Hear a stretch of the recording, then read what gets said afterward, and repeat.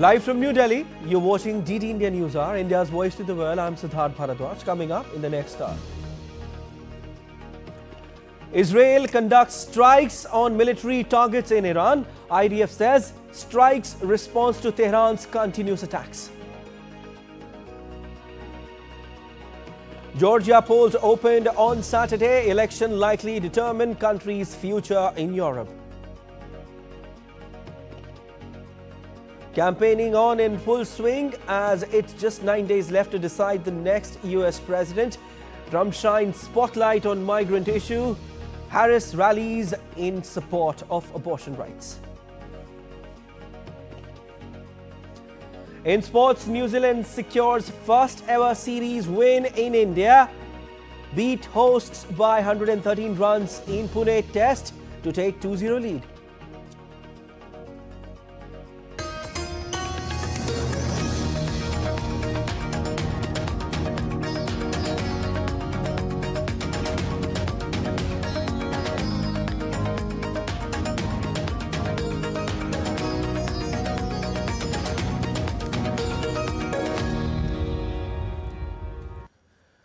First up, news from West Asia, where tensions escalated following Israel's retaliatory strikes against Iran.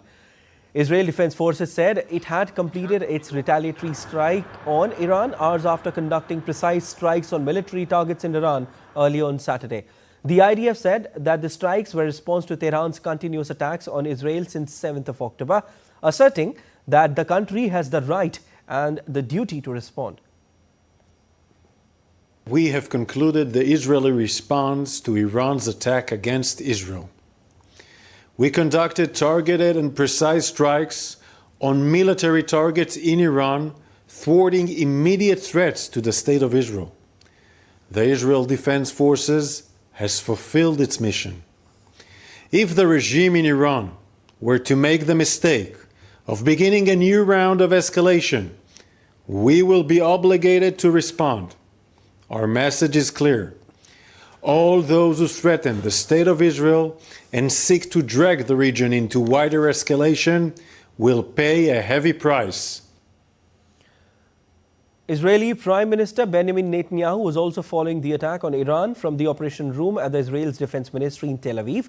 Netanyahu was also accompanied with Israel's Defense Minister Yoav Gallant and Israel's military chief Herzi Halevi. Meanwhile, Iranian media reported several explosions in Tehran and nearby military bases.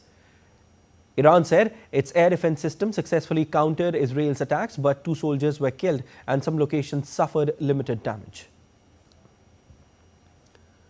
The United States has denied any involvement in strikes on Iran.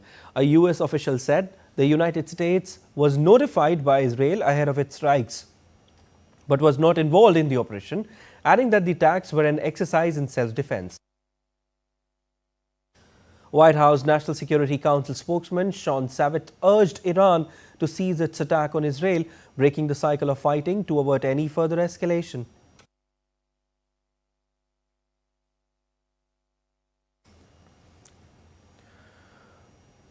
UK Prime Minister Starmer also urged Iran not to respond to Israeli strikes, urging all sides to show restraint.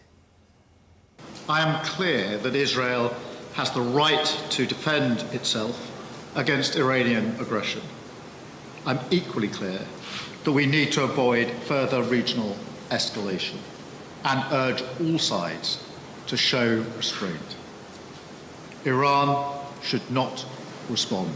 The most important thing here is de-escalation. And yes, we've been calling for that for some time.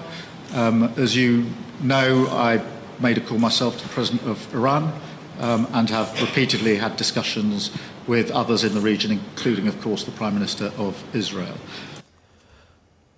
Flight restrictions on Saturday have been lifted in Iran and Iraq's airports after it was suspended as Israel struck Iran's military targets. The services were halted by Iraq due to regional tensions and to preserve the safety of civil aviation in Iraqi airspace. Meanwhile, Lebanon's Hezbollah said it fired a barrage of rockets on Saturday at Israeli forces near a village in southern Lebanon. In a statement, Hezbollah said that its fighters had launched a salvo of rockets at Israeli soldiers on the outskirts of the village of Aita al-Shab, the scene of regular clashes Hezbollah reported with Israeli forces over the past 2 weeks. Now, to talk more on this, I've been joined by Dr. S. Samuel C. Rajiv, Research Fellow, IDSA from New Delhi. Sir, a very warm welcome to the broadcast, first of all. Tensions in West Asia is continuously rising, and there seems no hope of these tensions being dying down. Now, Israel has confirmed that they have launched strikes on Iran's military targets. They also said that they notified US ahead of the attack. I'm focusing on one word here, sir, military targets. Why specifically military targets? Do you think any sort of negotiations took place between US and Israeli government? Well, Mr. Siddharth, I don't think there must have been some negotiations, but I think as far as the information that's available in the public domain, apparently military targets, specifically Iran's missile and drone manufacturing facilities were hit because these were Iran, previously also had attacked Israel on April 13th with missiles, and Iranian drones have been used by groups like the Hezbollah and the Hamas against Israeli targets. So apparently these two facilities, among 20 other targets, the missile and drone manufacturing facilities were targeted. And Israel has specifically mentioned, and as your report also points out, these are military targets. They have not struck oil or energy facilities. Exactly my point here. My point here. Why only military targets? They haven't struck any energy facilities or nuclear facilities. Yes, I think one aspect could perhaps be that they want to, do not want to, escalate it further.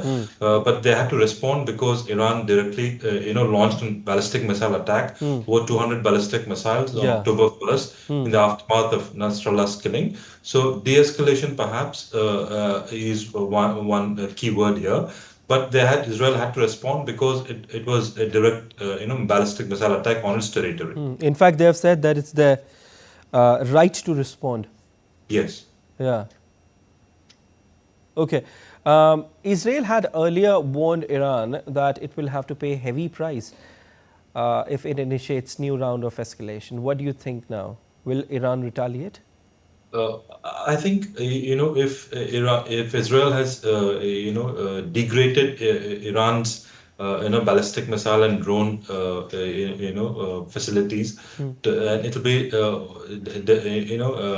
these are obviously limited strikes, but they must have Israel's actions must have dented Iran's capabilities to an extent. But Iran has said it is going to respond. But I think it's difficult to predict what's going to happen going forward. But given Israel's limited strikes on Iran's military facilities, I don't think we could perhaps discount the possibility of Iran striking back as of now. Yes. Okay. If tensions don't dial down as of now, how do you see tensions in West Asia having wider economic impact on global level? Yes, so there was a major concern that Israel's response would be on Iran's oil infrastructure. That did not happen. So, and the Red Sea traffic, maritime traffic, has not been affected, in recent months. It was after December, since December, January of this year, that there was some impact. But in the last few months, there has not been much of an, Houthi attacks on the Red Sea shipping also. Because obviously the Americans and the Israelis have struck at the Houthi, capabilities also. So given these two aspects, hopefully there should not be too much of a negative impact on the oil flows and obviously, and hopefully there should not be much of a negative economic impact going forward. Hezbollah also said that it fired a barrage of rockets on Saturday at Israeli forces near a village in southern Lebanon. So what is happening right now is that Israel is striking Iran, and then Hezbollah is also attacking Israel. So Israel is somehow fighting the axis of resistance. Do you think so? All the Ets, Houthi, Hamas and Hezbollah, and then in addition Iran also? Yes, I think that these attacks. How do you see this overall situation? Yes, I think the events of the past few days and the past few months, reinforce one significant point that Israel is the preeminent military power in the region. Even the attack on Iran, Israel yesterday and today, I think this was Israel launched simultaneous attacks on targets in Syria and Iraq, and Israel launched its attack on Iran using its air force. We should note that Iran does not have an air force, not a very effective air force. It was using ballistic missiles and not very, ones which are not very specific, which can specifically target with pinpoint accuracy. So Israel is obviously the preeminent power. It has radically degraded the capabilities of the proxy groups like Hezbollah, Hamas. Most of the leadership has been eliminated. So the military superiority lies with Israel currently. Yes, that's what I wanted to say. Okay. What do you make out of when I say that there have been many countries who are trying, to stop this particular conflict between Israel and Hamas, and it's not getting stopped. There have been many countries. There are certain efforts put up by many countries, but it's not dialing down, like I also mentioned.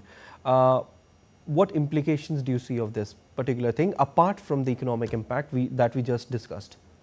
Yes, I think the main point that most analysts are pointing it out is, there's very limited leverage of the major powers on the main protagonists. Either it's primarily Israel, obviously, or Iran, which continues to fund and arm its, the axis of resistance groups. So one major implication of whatever is happening in the past 1 year has been the dwindling American influence, dwindling American leverage. We should note that America is the most preeminent supplier of even weapons to Israel. Without American, ammunition, missile, equipment supplies, Israel will find it difficult to, in fact, execute this war. So, but despite that massive support, Americans are not being able to have any leverage on Israeli actions because Israel believes and it has a right to respond to attacks, direct attacks on its territory, and it is entitled to, take out these enemy facilities to the best of its ability. So that's one point. The reduced American leverage on Israel and regionally, and obviously a degraded Iranian axis of resistance, massive degradation of the Iranian axis of resistance. Yes. All right. Thank you so much for joining in on the broadcast. Much appreciated, sir. And still to come on DD India News Hour. A Russian drone strike struck a multi-story residential building in the Solomiansky district of Ukrainian capital Kiev. In Japan, a new Prime Minister Shigeru Ishiba and main opposition leader Yoshihiko Noda campaign ahead of a snap election that will take place on Sunday. COP16 visitors experience joyful Kali nightlife.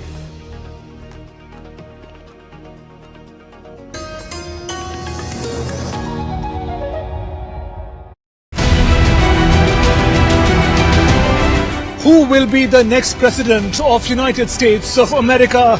Will Donald Trump make a dramatic comeback, or will Kamala Harris become America's first woman president? It's a tight race to the White House. The knives are out and the battle lines sharply drawn. He's becoming increasingly unstable and unhinged. She's a threat to democracy because she shouldn't even be the candidate. I'm Amritpal Singh. I'm Shubhendu Ghosh.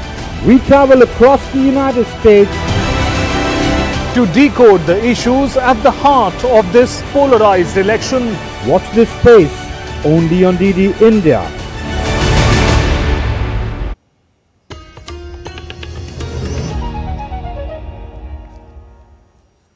You're watching DD India News Hour. I'm Siddharth Bharadwaj.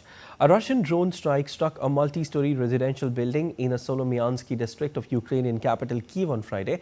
The officials said that the fire triggered top floors, specifically 17th to the 21st stories were damaged, killing a person and injuring 5 people. A footage from Kyiv's city military administration showed firefighters tackling the fire in the building. The head of the capital's military administration said more than 100 residents were evacuated from the building. Russian President Vladimir Putin has said that Ukraine is being used to create strategic threats to Russia. Ukraine is one of these examples. It was used and it has been used for creation of strategic threats for Russia, ignoring at the same time our vital interest, fair concerns and infringement of rights of Russian-speaking people. And now they don't even hide the goal to defeat Russia in a strategical way. I must say that this is illusion, who can have only those who doesn't know Russian history, doesn't pay attention to unity formed during the centuries, power of spirit and solidarity of its people. South Korean President Yoon Suk-yeol and Polish President Andrzej Duda have agreed to push to finalize a new contract to export South Korean tanks to Poland by the end of the year. Yoon said that the South Korean and Polish governments will actively lend support to seal a deal before the end of the year for South Korea's Hyundai Rotem to supply K2 tanks to Poland. He added that both the nations will establish a new forum for defense dialogue and cooperate closely on security matters.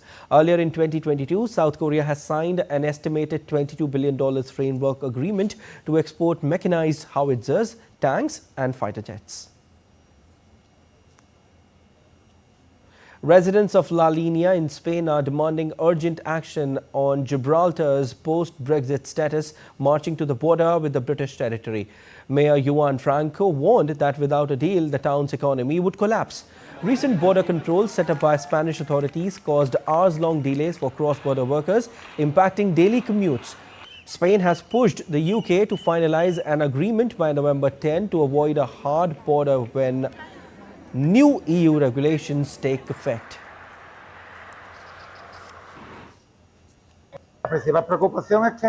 The main concern is that we are not aware of a plan B, and we may end up with a hard external border that ends up wiping out thousands of jobs, causing our economy to completely falter, as already happened in 1969, and ultimately our city is doomed to collapse. Georgia polls opened on Saturday in an election that could determine the country's future in Europe. Some 3.5 million Georgians are eligible to cast ballots. They will choose from 18 political parties, including Georgian Dream Party and 4 major opposition political forces, seeking to challenge its 12-year rule. The ruling Georgian Dream Party favors closer economic cooperation with Russia, while the pro-Western opposition wants to take the country towards EU membership.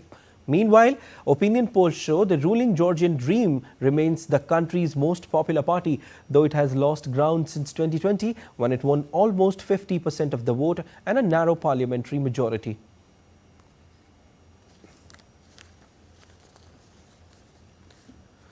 With just a few days to go until polls open for presidential election, US Vice President Kamala Harris and presidential candidate of Republican Party Donald Trump are ramping up their efforts to secure votes in the battleground. DD India correspondent Amritpal Singh has the overall input coming from Houston, Texas. Donald Trump is increasingly unhinged and unstable. Kamala Harris once again calling out Donald Trump for becoming increasingly deranged. She held her first joint campaign rally with Barack Obama and Bruce Springsteen in Atlanta. Donald Trump has called her a threat to democracy. She's a threat to democracy because she shouldn't even be the candidate.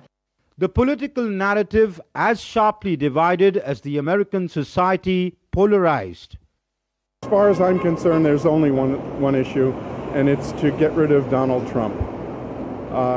I feel he is the most destructive force on this planet at this time. giving him the nuclear codes would be the biggest mistake U.S. ever made. She's not answered a single question. In fact, she runs from every question she's ever asked. So she'd be terrible. How could she stand up against Putin if she can't even stand up against a reporter that's on her side? The key issue to me is ensuring that Donald Trump not take office. I'm extremely concerned about his fascist tendencies, and I think we have to do everything we can as a nation to uphold democracy and defeat him. While American society may seem divided right from the middle this time around, most American states have traditionally voted on predicted lines. The terms red state and blue state refer to U.S. states whose voters vote predominantly for one party, the Republican Party in the red states and the Democratic Party in blue states, in presidential and other statewide elections. By contrast, states where the vote fluctuates between Democratic and Republican candidates are known as swing states or purple states. In these elections, there are 7 states that are swing or battleground states, which includes the states of Pennsylvania, Wisconsin, Michigan, Nevada, Arizona, Georgia, and North Carolina. And understandably, both candidates are focusing their energies campaigning in these states, making a last-lap bid to woo the undecided voter. But is it cutting ice with them? What are they going to do for the people when they get into office? All the claims that they make, I want to make sure that they come through with the claims. You know, Trump says he can do X, Y, Z, and doesn't do nothing. Well, I'm not too sure about what I'm going to decide, but everything's too expensive. Then there is the issue that is America ready for a woman president, and a colored one at that. If there's any time that a woman's going to take over the White House and represent us worldwide, it's now. While issues like cost of living, economy, jobs, women's rights, abortion, etc. do matter to people, but it's often seen that on the voting day, most Americans cast their vote based on partisan loyalties. And that is why you see the states that have been red or blue continue to remain so. In such a scenario, when the race is so tight, it is really the undecided voter, especially the purple states, which could swing either way, that could decide who will sit in the Oval Office for the next 4 years. With cameraman Sanjay Jaina, this is Amritpal Singh for DD India in Houston, Texas. And superstar singer Beyonce took the stage at a rally for Kamala Harris in Houston on Friday. She was there for the Democratic presidential candidate. Beyonce walked on stage addressing the crowd of some 30,000 attending Vice President Harris's abortion rights themed rally. I'm not here as a celebrity. I'm not here as a politician. I'm here as a mother. A mother who cares deeply about the world my children and all of our children live in. A world where we have the freedom to control our bodies. A world where we're not divided. US President Joe Biden apologized to a Native American community on Friday for the United States' 150-year history of painful sufferings of the Native American boarding schools. Biden spoke to the Gila River Indian community in Arizona, becoming the first US president issued an apology for the program. In his speech, Biden acknowledged the sufferings of hundreds of Native American children as well as the intergenerational trauma. I have a solemn responsibility to be the first president to formally apologize to the Native peoples. Native Americans, Native Hawaiians, Native Alaskans, and federal Indian boarding schools. It's long, long, long overdue. Quite frankly, there's no excuse that this apology took 50 years to make. The federal Indian boarding school policy, the pain it has caused, will always be a significant mark of shame. Early voting for US presidential polls is underway in Florida. Alongside, voters are also casting ballots for a number of federal, state and local bodies elections. DD India correspondent Shubhendu Ghosh speaks with Sergeant Korean, an Indian-American candidate contesting for the position of commissioner in Pompano Beach City. He shares what it means for Indian origin people to enter mainstream politics in America. Early voting is on in Florida for the US presidential elections, but people are coming here to vote for a number of other positions in the federal and state government as well. I have with me an Indian-American candidate, Sergeant Korean, who's contesting for the position of Pompano Beach Commissioner. Tell us about your Indian-American roots and the position that you're contesting for. I'm running for Pompano Beach City Commission, which is an open, non-partisan seat. I'm happy to represent our Indian-American heritage and try to get involved with the civic engagement also. Could you tell us in brief, what are the issues that you're raising for this particular elections that you're focusing on? Basically, my representation would be community input based of governance. Right now, there's no communication between the government and the people. So it's been going on for about 10, 14 years. So I want to make that change. Land use is an issue. There's a lot of underprivileged families, homelessness, affordability, and our fight for our freedom. So I think I can make a difference because I have the experience. As far as the civic space is concerned, the political space is concerned, how well have they fared? I think civic engagement is something that we have to start from the high school level. Most of our people, they're very successful in professionally, but the newer generation want to assimilate it with the American way of life, and they do not know how to navigate. I would recommend all the parents to have them sit on city boards, volunteer. That's where we get mixed with the American system. That was Sergeant Korean, Indian-American candidate fighting a local body election with camera person Shanker. Shubhendu Ghosh for DD India in Miami. In Japan, new Prime Minister Shigeru Ishiba and main opposition leader Yoshihiko Noda campaign ahead of a snap election that will take place on Sunday. Candidates made last-ditch appeals to voters on Saturday, with opinion polls suggesting the ruling coalition might fall short of a majority. A poll on Friday by the Japan media suggested that the Liberal Democratic Party and its coalition partner Komeito might struggle to get the 233 lower house seats needed for a majority. The current record is held by Naruhiko Higashikuni, who served for 54 days, 4 days more than British leader Liz Truss in 2022. Earlier, after a tough internal contest, former Defence Minister Ishiba became Premier and pledged to revitalize depressed rural regions. Let's take a look at other stories making news around the world. Justice Yahya Afridi on Saturday took oath as new Chief Justice of Pakistan in an oath-taking ceremony at the President House, Islamabad. His 3-year term will be pivotal as he leads the Supreme Court, overseeing significant legal matters and ensuring the rule of law in the country. Afridi replaced the outgoing Chief Justice, who retires on Friday for a 3-year term. North Korea's foreign ministry on Saturday strongly condemns recent US military activity with allies in the region. The ministry said it strongly denounced the US hostile act of resorting to reckless military demonstration with its allies. It cited recent Australian participation in an air drill between the US and South Korea, joint exercises between the US and Japan, and a dispatch of US nuclear carrier. Belgium's Planckendel Zoo transformed into a fantastical realm with the launch of its winter light show, Dragons of the North. This enchanting event features a dazzling display of colorful lights, immersing visitors in a mythical world filled with dragons and elves. And with song, dance and swirls of color in stark contrast to the seriousness of the official talks a few kilometers away in Cali, at the UN Biodiversity Summit, activists and ordinary citizens visit the COP16 Green Zone.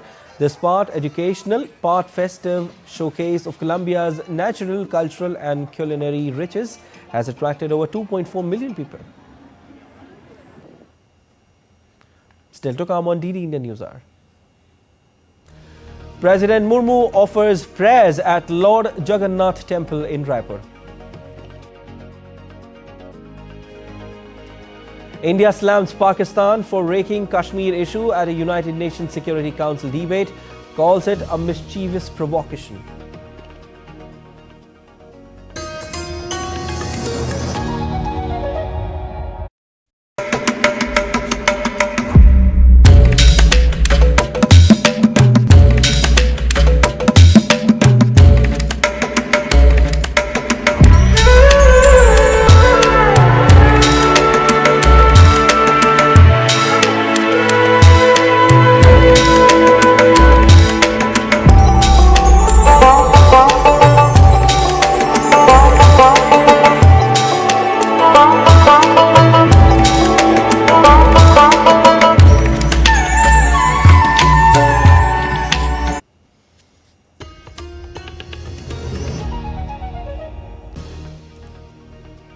You're watching DD India News Hour. I am Siddharth Bharadwaj, and a quick recap of the headlines.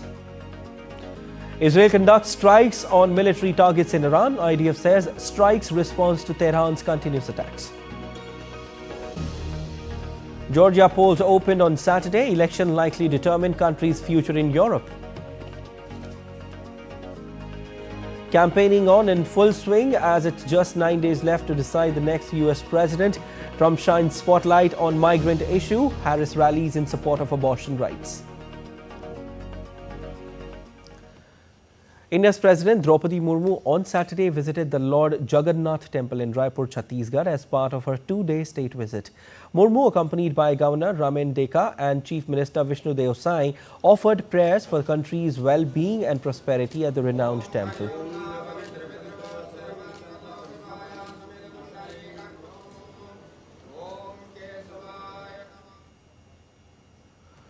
Following her temple visit, Murmu attended convocation ceremony of Indian Institute of Technology, Bhilai. She also released the 9th installment amount to 70 lakh women under the Mahatari Vandan Yojana of Chhattisgarh government.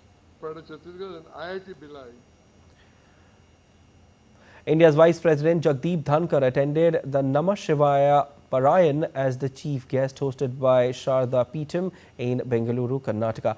This event is part of the Prasar Bharati Mahotsav, a celebration marking significant cultural and spiritual heritage, attracting devotees and dignitaries, reflecting the rich cultural tapestry of India.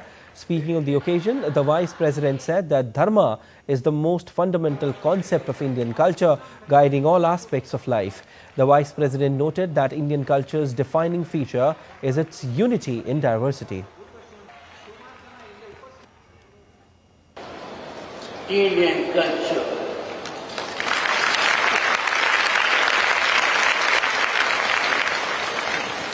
There is touch of divinity because our culture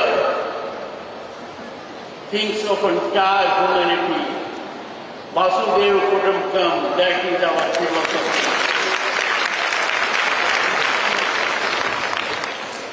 Sanatana stands for empathy, sympathy, compassion, tolerance, non-violence. India's External Affairs Minister S. Shanker has stated that the countries from Global South have a high degree of trust and expectations from India. Addressing an interactive session with students at a university in Pune today, the minister recalled that New Delhi delivered COVID-19 vaccines to many countries at the time India was still vaccinating its own people. They have a high degree of trust and expectation in India, and with a reason. In much of the Global South, the developing world, people do remember that during COVID, when the developed world was actually stockpiling vaccines, many of them got their first vaccines from India. And they got their vaccines from India when India was still vaccinating its own people. You know, I cannot overstate to you the emotional impact of this on the world. German Chancellor Olaf Scholz interacted with college students on Saturday in India's coastal state of Goa on the last day of his official visit. Scholz, who arrived in India on Thursday, attended an interactive session with students of Birla Institute of Technology and Science. Scholz highlighted the future prospects of India-Germany partnership and said renewable energies, security and technologies are key sectors of growth for both the nations. The German Chancellor visited a tech exhibition organized by students before talking with them in a brief session. And on Saturday, German Navy frigate Bayton and the combat support ship Frankfurt am Main made a scheduled port call as part of Germany's Indo-Pacific deployment at Goa's Wormugao port. India's 7th anti-submarine warfare shallow water craft Abhay, built by Garden Reach shipbuilders and engineers for the Indian Navy, was launched at Larsen & Toubro, Kattupalli. The vessel, 77.6 meters in length and equipped with advanced underwater sensors, will bolster India's anti-submarine capabilities.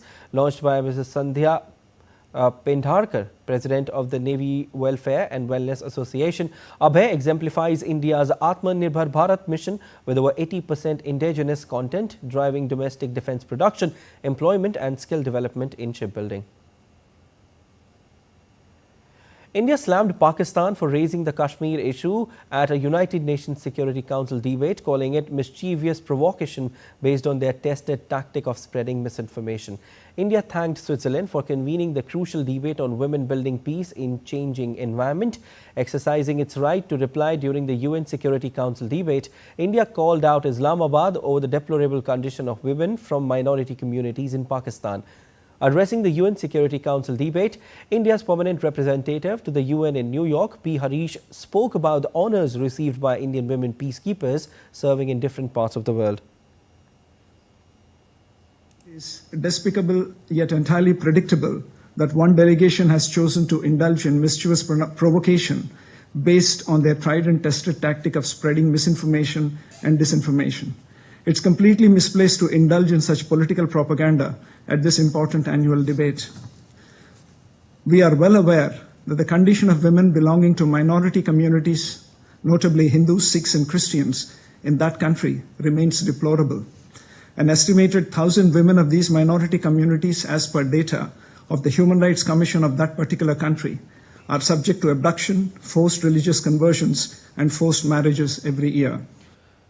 India's recalled High Commissioner Sanjay Verma says India was backstabbed and treated in the most unprofessional manner by a country that is supposed to be friendly democracy. He told PTI that handful of supporters of Khalistan have turned the ideology into a criminal enterprise. Look, today I would say that about 10,000 of people in the Sikh community in Canada would be hardline Khalistanis. So it's just a handful. But they have made Khalistan into a business. In the name of Khalistan, they do human trafficking, they do drug trafficking, they do gun running. Almost every Canadian law and order vertical has got in it the pro-Khalistan elements. So that infiltration, and it includes their defense forces. So that infiltration is there, due to which they have been able to get their way. If I look at the Canadian Parliament, there are a number of parliamentarians who are known to have voiced opinions on challenging the territorial integrity of India, sovereignty of India, on record. Sanjay Verma said that the Canadian authorities turn a blind eye to the situation in their country because they comprise a vocal electoral bank for local politicians. How we see Canadian foreign policy, and that's my analysis, I may be absolutely off the track, but it has got a lot of diasporic inputs. And these diaspora which are there in Canada, including diaspora from India, they are stakeholders in their foreign policy. Okay. And their inputs are taken as sacrosanct because they are voters as well. And in order to win elections, the political leaders do depend on them. So when you take inputs from a part of the diaspora, which in any case is anti-India, then what do you get?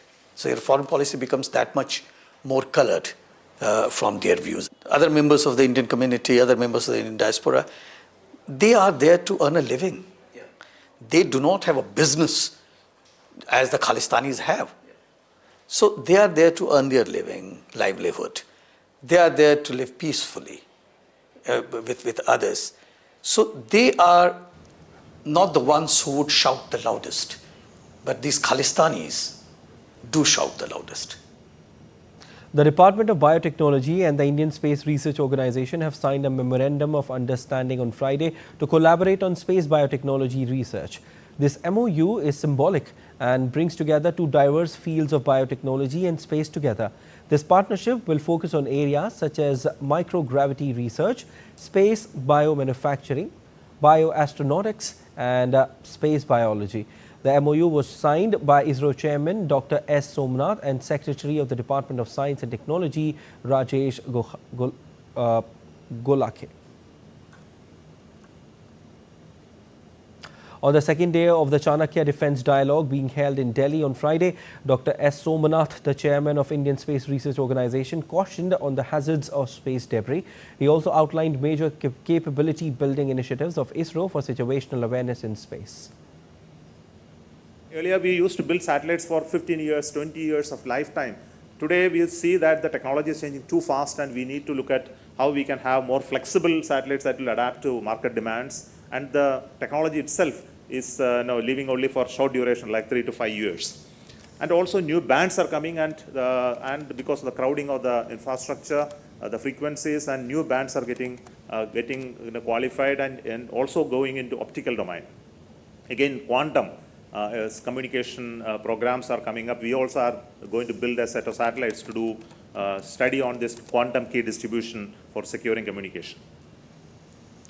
Former Indian permanent representative to the UN, Ruchira Kamboj, highlighted that India has been using its growing soft power and diplomatic heft to champion the cause of the Global South. She also listed important resolutions that UN Security Council passed during the last tenure of India as the President of the Security Council. India's approach to multilateralism has never, and I stress the word never, has never been about power politics. It has been about moral leadership and walking the talk. This remains unchanged till date. Our founding leaders recognized that for the global system to be sustainable, it must be inclusive and it must be just. And today, as we champion the cause of the Global South, we do so with the same moral clarity that defined our early years. As the landfall process of the severe cyclonic storm Dana tore through Indian eastern state Odisha coast in the wee hours of Friday, heavy rainfall with gusty winds lashed parts of southern West Bengal. Odisha Chief Minister Mohan Charan Majhi held a review meeting at State Relief Centre to assess the current status of relief and rehabilitation efforts in the state to ensure that timely assistance. Indian Meteorological Department said that Cyclone Dana has weakened into a well-marked low-pressure area and is likely to further weaken to become insignificant. But prediction of heavy rain still persists in the parts of Odisha, West Bengal and Jharkhand for the next few days. The remnant of the Cyclone Dana, now it is depression, as we know very well. Depression, yesterday it was a depression, now it has weakened into a well-marked low pressure area and lying over North Odisha, and it is likely to further weaken and insignificant during next 12 hours. If we see the highest rainfall recorded 240 millimeter in the district of Baleswar at Oupada and 215 millimeter in the district of Bhadrak. India's Minister of Parliamentary Affairs, Kiren Rijiju, represented the country at the 2024 Commonwealth Heads of Government meeting in Samoa. At Commonwealth Heads of Government meeting, the minister made a statement on India's leadership role in climate action, disaster risk plan, democratic success, financial inclusion, digital transformation and AI leadership. India's offer to help in AI is included in the Commonwealth Declaration.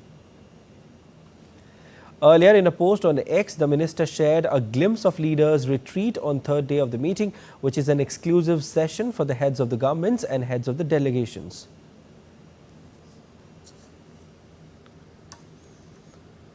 The Commonwealth Heads of Government meeting concluded in Samoa with the leaders' retreat featuring local singing and dancing. The biennial gathering of monarchs, head of government, ministers and senior officials, civil society and faith groups is the first to be held in a small island developing state in the Pacific. British monarch King Charles III, the head of the Commonwealth, stressed his unshakable faith in the value of the 56-member union and its 2.7 billion people.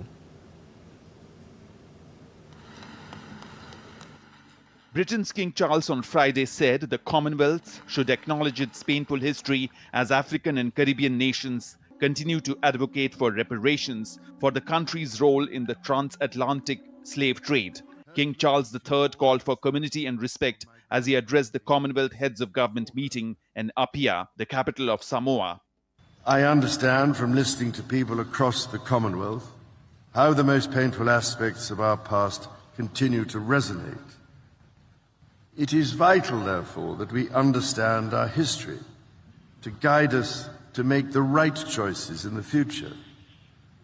Where inequalities exist, for example, in access to opportunity, to education, to skills training, to employment, to health, and to a planet in whose climate our human race can both survive and thrive, we must find the right ways and the right language to address them.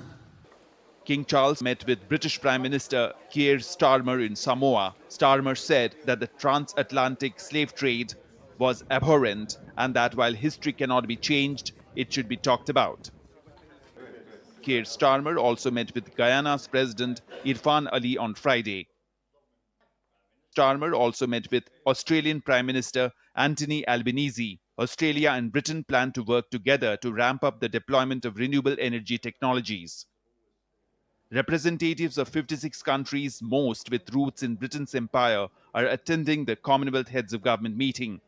Commonwealth Secretary-General Patricia Scotland said on Thursday that the Ocean Declaration was a groundbreaking agreement aimed to fix maritime boundaries, even if small island nations eventually become unlivable. The most important thing is that the Commonwealth already has the Commonwealth Blue Charter, which has really been a distillation of all our hopes of implementation of the agreements we've already made on the ocean. Earlier, King Charles III visited the Valima Botanical Gardens during his trip to Apia, the capital. And still to come on DD India News Hour. India's Finance Minister Nirmala Sitharaman meets her German counterpart Christian Lindner on sidelines of annual meetings 2024 in Washington. Real Madrid hosts Barcelona for the latest installment of El Clasico.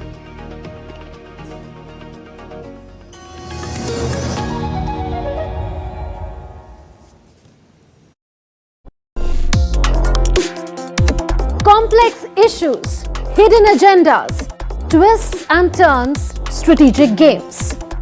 We think all dots are linked. We just need to connect them. Join me every week as I connect the dots to unravel hidden designs in statecraft, mysteries, and decode issues that matter to you. Watch Connecting the Dots with me at these times on DD India.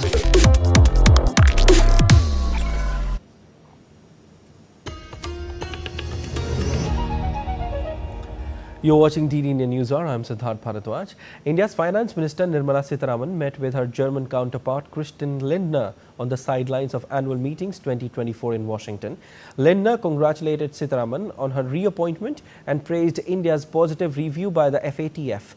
Both leaders highlighted ongoing India-Germany collaborations, particularly with the 7th intergovernmental consultation currently taking place in India. They discussed opportunities for global investment at Gujarat's Gift City, emphasizing sectors like fintech and engineering, and Sitharaman's proposed that German universities consider establishing campuses there to support Indian students studying in Germany.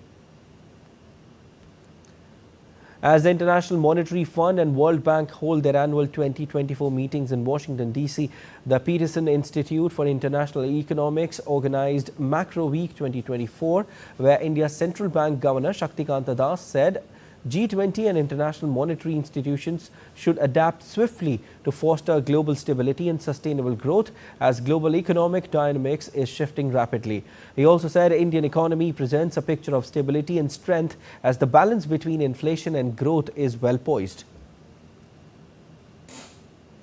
Nepal-India Development Corporation jointly inaugurated campus building of An-Bukhareni campus in Tanahun, built with Government of India's financial assistance at a total project worth 30.01 million Nepal's currency.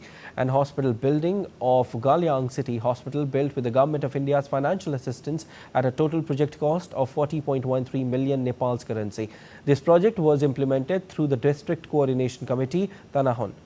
Nepal-India Development Corporation clenches a milestone showcasing strengthened ties and collaborative efforts in various sectors.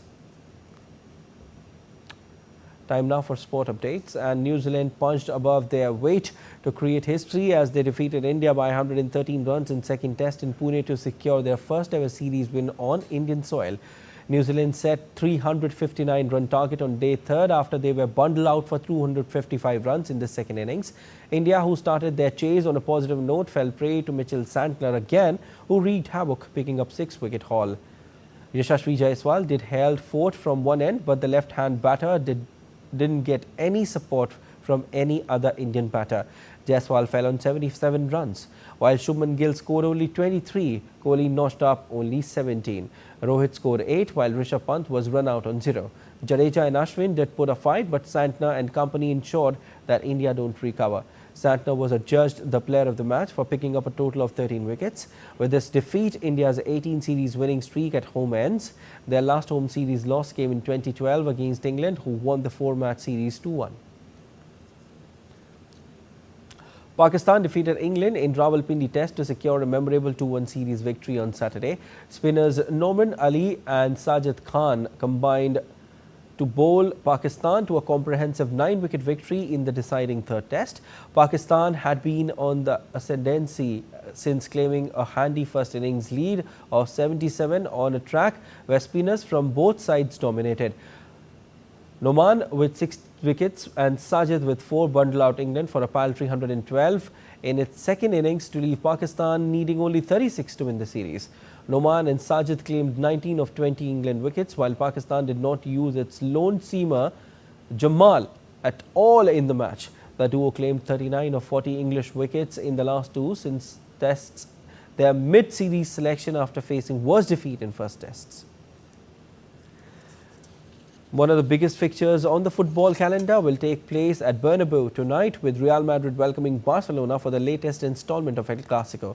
Barcelona have been the standout team in Spain's top flight this season, with the Catalan side currently top of the La Liga table. Meanwhile, Real Madrid sits second, 3 points behind their rivals ahead of the matchup. Real Madrid have not been at their best in early stages of this season, but they are still unbeaten in Spain's top flight this term, winning 7 and drawing 3 of their 10 games to collect 24 points, which is enough for second. There were certainly question marks when Hansi Flick was appointed Barcelona head coach, but the German has had an exceptional start to life at the club, with the Catalan Giants in brilliant form in the early stages of 2024-25 season. In English Premier League, Southampton will take on Pep Guardiola's Manchester City in an important encounter at the Etihad Stadium on Saturday. The two teams have experienced contrasting fortunes this season and will want to win this game. Manchester City are in the second place in the league table and have been impressive from this season. The Citizens eased past Sparta Praha by a 5-0 scoreline in the UEFA Champions League in their previous game and will look to achieve a similar scoreline this weekend. Kevin De Bruyne, Kylie Walker, Jeremy Doku and Jack Grealish will remain unavailable for City. Real Madrid trio Vinicius Jr., Jude Bellingham and Dani Carvajal join Rodri as frontrunners for the Ballon d'Or. For the first time since 2003, neither Cristiano Ronaldo nor Lionel Messi have been included in the nominees for the coveted award. Real have a total of 7 players nominated, including Kylian Mbappe, Jude Bellingham and Brazil's Vinicius Jr. among the other nominees. Euro 2024 winners, Spain have 6 players nominated, including 17-year-old Barcelona's Yamal, along with Nico Williams, Alejandro Grimaldo, Dani Olmo, Rodri and Dani Carvajal. Euro runner-ups, England have 5 other nominees apart from Bellingham, Harry Kane, Bukayo Saka, Rice, Cole Palmer and Phil Foden. The 2024 Ballon d'Or Awards ceremony to crown the world's best player will take place on October 28 in Paris. Diogo Jota set to miss Liverpool's Premier League clash against Arsenal on Sunday. The Portuguese forward suffered a rib injury in collision during last weekend's match with Chelsea and has not recovered fully to make the journey to the Emirates Stadium. New signing Federico Chiesa is also ruled out. Manager Slot revealed that the players are feeling well but will be unable on the weekend. Liverpool are set to clash with the Brighton on the Carabao Cup next Wednesday before hosting them in the Premier League the following Saturday. That's all for this edition of DD India News Hour, but let us know your thoughts on the news of the day. For those on the go, you can get all the latest news and updates from India and across the world on DD India mobile app. The app is available on both Android and iOS platforms, and you can scan the QR code on the screen to download now. We'll be back with more news as it breaks here on DD India. I'm Prasar Bharati from all of us here in Delhi. Thanks for watching DD India News Hour.